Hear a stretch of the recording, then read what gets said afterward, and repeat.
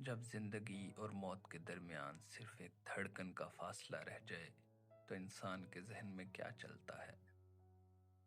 عام طور پر ہم اسے طبی زبان میں ہارٹ اٹیک کہتے ہیں، مگر جب یہی لمحہ فیض احمد فیض پر گزرا تو انہوں نے اسے لفظوں میں زندگی کی آخری کشمکش بنا دیا۔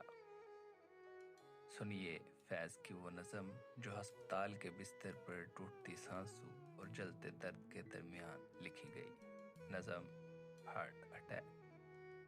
درد اتنا تھا کہ اس رات دل وحشی نے ہر رگے جاں سے الجھنا چاہا، ہر بنے منہ سے ٹپکنا چاہا، اور کہیں دور تیرے صحن میں گویا پتا پتا میرے افسردہ لہو میں دھل کر حسن مہتاب سے آزردہ نظر آنے لگا۔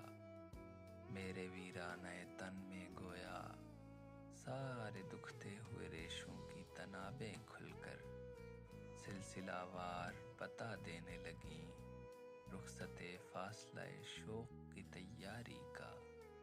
اور جب یاد کی بجھتی ہوئی شمعوں میں نظر آیا کہیں ایک پل آخری لمحہ تیری دلداری کا، درد اتنا تھا کہ اس سے بھی گزرنا چاہا، ہم نے چاہا بھی مگر دل نہ ٹھہرنا چاہا۔